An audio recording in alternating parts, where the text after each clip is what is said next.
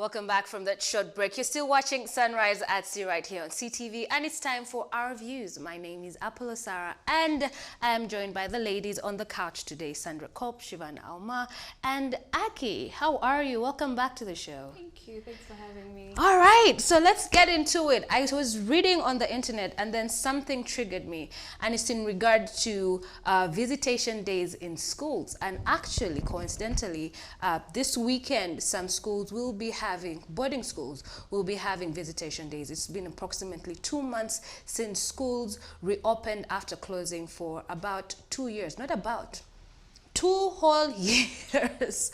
Well, now we're going to be asking the question, how often should parents visit their children in boarding schools? And what triggered me to have this conversation on the show today is that I found an article from a blogger, and it's called Home and Away, and the title of this blog was Visitation Days in Boarding Schools Shouldn't Be a Pain for Poor Kids. And the author of this blog, and his name is Sebuliva, and Semuwemba, I beg your pardon, his name is Semuwemba, and he goes on to say and highlight some things. He did say in this blog that when your kid has a friend whose parents cannot afford to visit him or her, please make sure you always park something separately for them. If there are kids that your child is related to in any way and they are in the same school, find a way of bringing something for each one of them. Don't give money to the one you have specifically visited and leave the other one out. That's what a good person is supposed to do. So ladies, let's first start with the initial conversation or question. How often should children be visited in boarding schools? Some boarding schools have 1 visitation day. Others have 2, and they are strategically placed properly within the term, while other schools don't have visitation days at all. Other schools, it's more like whenever you want to come, you come. Yes. So how often do you think parents should visit their children in boarding schools? In my perspective, it would start from a point of what is the reason as to why you're taking your child to boarding school. Because the reason as to why I would be taking my child to boarding school is that I want to teach them a sense of being independent. I want to see how they're able to thrive without seeing mommy and daddy. I want to see if they're able to manage the pocket money and grab that I have sent them with at the beginning of the school term. Yes. So if we're going to say that every time you're there and you miss your child, you head out to the school, now that is instilling chejo in the child. Yes, chejo. I think schools, and it should not be an aspect of visiting the child every day. I think there should be intervals. Twice in a school term is okay, but I don't think schools should be able to avail opportunity to every time a parent misses the child, they go and take grab and all these things. Do not forget that not everyone in the school is being visited. Okay. Me, I was one of those students on visitation day. I would sit at the gate, wait, and even cry. Yeah? And I'm like, Panange, when are they coming? And it meant so much to me. But however, my parents were letting me know that, Madam, you can never get everything that you want on a daily. There will be days when we shall not come for VD. The question is, will you still manage the money and the grab that we have given you? But when we constantly give an avenue that our children constantly see us, then you're not giving them a sense of independence. You're not also allowing them to grow because they need to grow. But Shivan, you have this tough love persona. Do you think that is the right way to go sometimes? First of all, I do not think I have the tough love persona because I'm such an emotional person. I don't believe in tough love. However, for me, I personally, I do not think constant visiting of children is the way to go. It has so many disadvantages attributed to it. Yes. Such as? 1, chejo. Me, I'm curious. Chejo. The first one is chejo. 2, your child will always think that they're entitled to being visited. That when you do not come, they are able to throw tantrums. Just because you did not come on one VD, the child is saying, but aren't they entitled? No, it's not. It's not an entitled. To look after your children. Emotional. So how about those parents who are not able to visit their children? But other parents' children, your responsibility. No, but can we, guys? Let's not be mean, Vananga. Let us find a civil ground. For me, the issue is schools should not constantly allow parents to visit their children, because one, it promotes schedule. You're not allowing them to grow. You're not allowing them to be a manager, to manage their finances. You're not allowing them to manage their grab. You're giving them a sense of entitlement. Sandra is saying, no, Shivan, you're lying. Okay. So Shivan, so you think it is necessary. And what about you, Sandra? How often do you think parents should visit their children in boarding school? As much as possible, as much as you possibly can. You see? Because you have a reason to go and see your child. Yes. Yes. Which is? I'm telling you, when you think about it, children who go to boarding school, you know, you can end up not really knowing your child because they spend more time at school than at home. True. They're at school for 3, sometimes close to 4 months. They come back for 3 weeks. They go back. So you do the math. Yes. They're at home less of the time. People at school will know them more than you actually know them. These are the kind of instances they tell you, oh, your daughter has done this. And you're like, no way, it can't be my daughter. I know her. Honey, you don't know her that well. Why? Because you don't spend that much time with your child when it boils down to it. So yes, go and see your child as much as you can. For me, I'm up for that. They will learn. You're not with them every day. If you can, as long as you're not taking, like, there was this kid at school, their parents would come and they'll take back laundry for it to be washed, to be brought the other week. So I'm not up for that. But go and have a conversation with them, check on them, get to know their experiences. It's not just about bringing grab and this and this and that. Like, have that connection with them. Because when you don't spend time with people, even if they're your parents, even if it's your sister, you get to lose that connection. You understand, yeah? Yes. So yes, go and see them. It's just not about the grab factor or this. Go and see them, get to know the different issues they're dealing with at school. Because they might be dealing with something at school, but you go once, VD, once in 4 months. They're not going to feel like you're that person, the go-to person. Yes. You would not understand anyway. But that is why there is technology. You could call your child. They don't and allow speak phones in for school. long. Most schools in Uganda do not allow phones. Then you call through the teacher. That is what we do nowadays. Or a custodian, or the matron. Sandra, stop visiting your children all the time. No, those things of custodians, first of all. We have had stories. Custodians, they become so close and things can go down. Meanwhile, you can also send money and the custodian is taking out his or her cut. These things have happened. I do not believe in going through people to get to my child. You're my child. You go straight direct. So why didn't you keep corridors. your child at home and educate them? But they're Because being if you're constantly educated. going to want to see them while they're in boarding school, then keep them at home and do homeschooling. What so that about you're able to see Aggie? them What do you have constantly. to say about this? Well, for me, honestly, I totally agree with Shivan. I wouldn't like to see my child as often at school because unless they are sickly or they have any other underlying issues, that's the only reason that I would go to visit my child every other time. But that aside, if there is visitation day, if there is, there's usually parents, Parent-teacher yes, class parent-teacher days. and all that. Those 2 days are actually enough for you to see your child, unless there is a very serious issue, maybe back at home, and then you have to come and let them know, or they have called you on the phone and they said, maybe there's a disciplinary issue and you have to show up. But if the child is fine, if they have everything they need, what is the need about But going like to you see said, them let me every take you other back. You said, time? unless they call you if there's a disciplinary issue.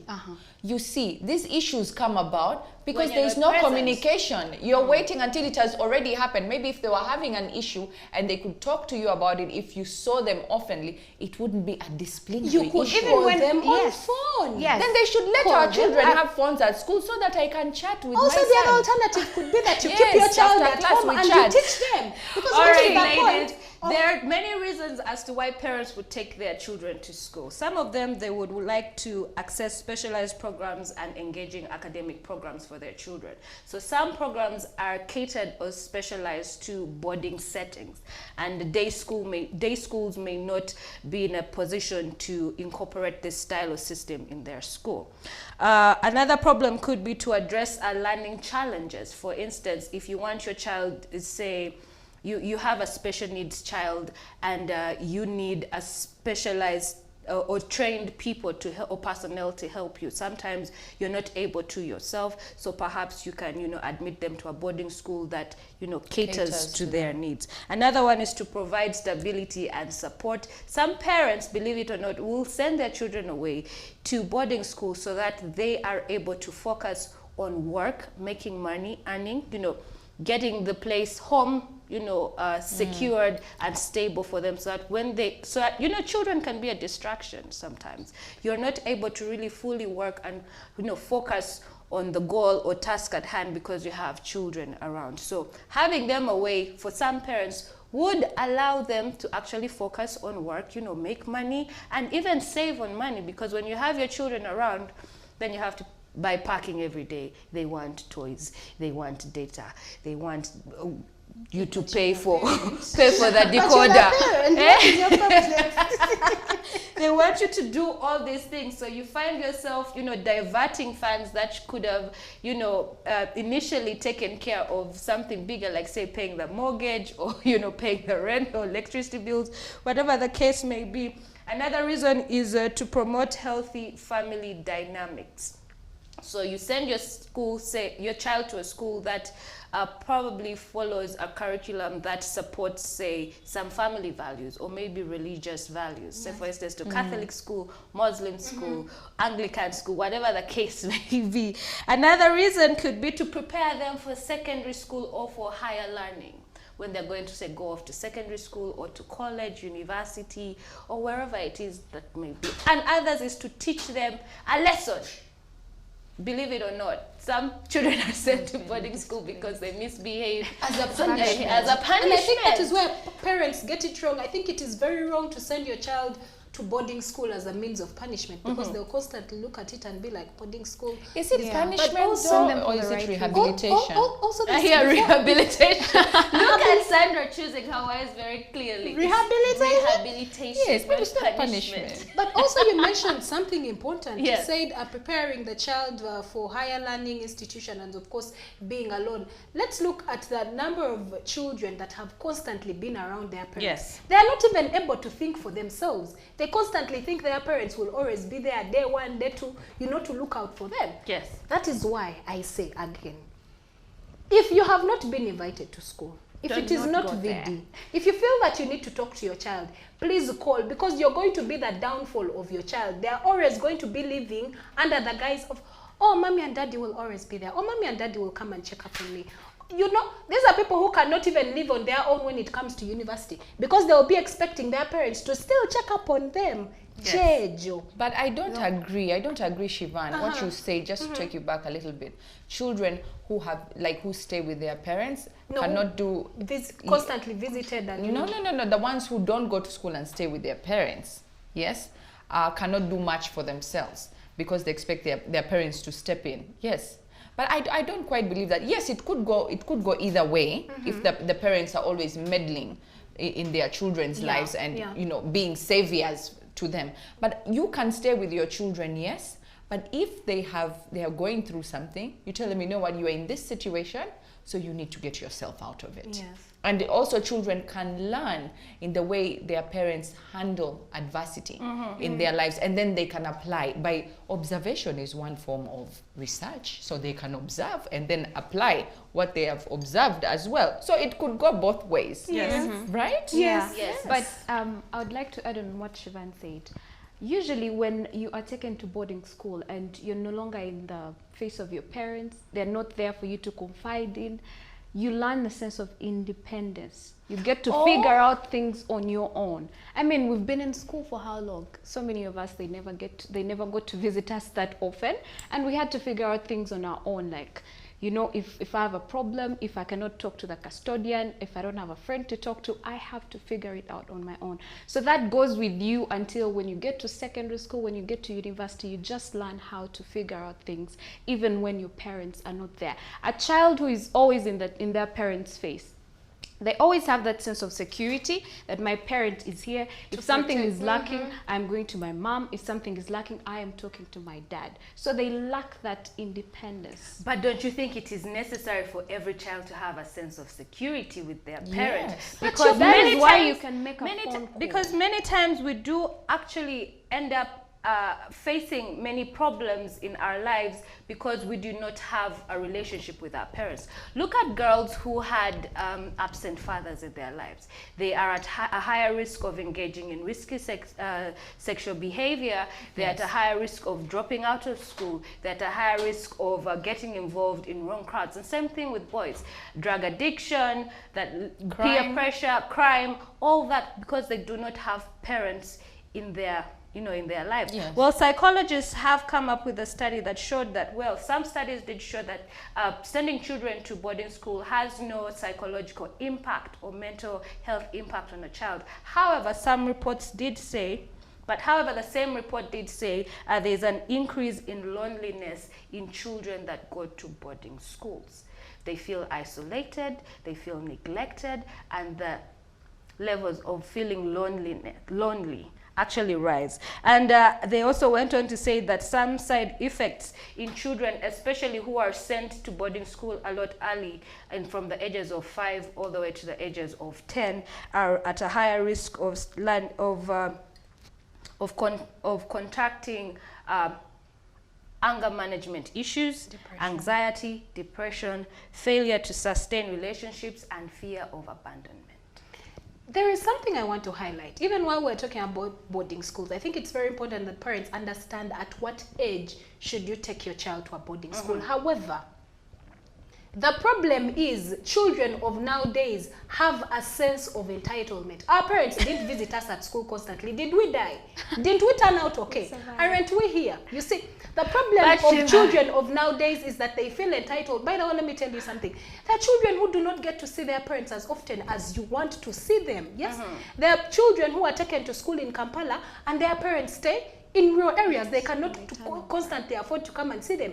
If your parent is able to come and see you constantly, do not take it as a privilege or entitlement. Be grateful that your parent can actually afford to come and see you, to check on you and have these conversations with you. Because not every parent can do that. The problem with today's generation is entitlement. I don't think it's entitlement. I think it's we recognize, let me rephrase that and say it very carefully. We recognize where our parents failed. And we are trying to fill that gap. Yes. Because growing up, if you went to boarding school and the last time you saw your parent was when they dropped you off at the gate at the beginning of the term, and then the next time they're sending a border guy to pick you up, or they have sent transport money to the custodian so that you take a taxi home. I mean, we have recognized where our parents fell short and failed us because emotional support and wanting to feel loved, I think, is on top of the list of every child.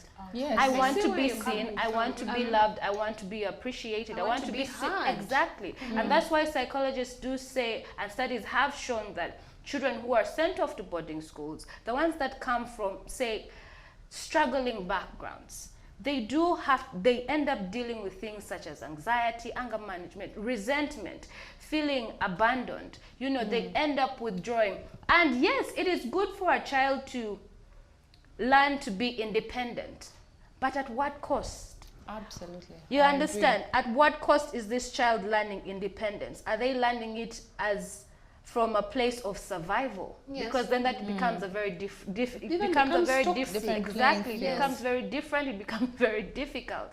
They are independent now, but then they're independent and withdrawn, independent and toxic, independent and angry and bitter. Independent, they're keeping it to themselves, and these are people who are at a higher risk of committing suicide in the long run because they are afraid to open up to anybody. But also still, these are people who have learned to fend for themselves and will not even accept help. Yes. For very many children that are sent to boarding school at an early age, because they have learned life the hard way, there are people who will rarely ask for help because they know, I can do this, I have done it before. That kind of toxic trait in them, and it's something. And what you were saying, Shivan, sorry to cut you short, what you were saying, that these young kids are entitled. You people were never visited, did you die? You might not have died, but you are some of the adults roaming these Kampala streets with anger management issues, depression. You did die, yes, but you have a lot of baggage because you were never visited. But these are the things they never say. I feel like this thing actually goes both ways because there are schools that have boarding section and day section. And I remember a time I interacted with one of the students who was in the day section. And what she said is, I prefer to be in boarding school. And her reason is, my mom is never there. My dad is never there. They are in day school, but they feel abandoned. They feel like they don't have anyone to talk to when they go home except the maid or the nanny. So they prefer to be in boarding school because with that, they get to talk to other students. They get to interact. They get to feel feel a sense of belonging. Yes. So it actually does go both ways. Yes, it does. Yeah. I absolutely agree. I went to boarding school in primary. Dreaded first day of term. I always used to postpone by 2 weeks, fake sickness and whatnot. But then later on when I went to secondary school, I always looked forward to going back to school because, I mean, you have your friends, it's now a familiar setting, and you have got accustomed to the routine and you're now managing yourself. But I guess the difference in between primary and secondary school boarding school is that when you are in primary school, you're still a child, still very dependent on mommy and daddy. But when you're now in secondary school, you're a teenager and you want to get away from mommy and daddy because you are doing things you're not supposed to be doing. You can't. Well, that is all we had for you on this segment of our views, but the conversation continues on our social media handles. That's across all platforms on Facebook, Twitter, Instagram. And if you missed this episode of Sunrise at Sea, you can rewatch it on our YouTube page, and that's at CTV Uganda. We stream live every day on our Facebook and on the website. And we are also live on Star Times and GoTV and free to air and record as well. That's all I had for you on this segment. Stay tuned. This is Sunrise at Sea.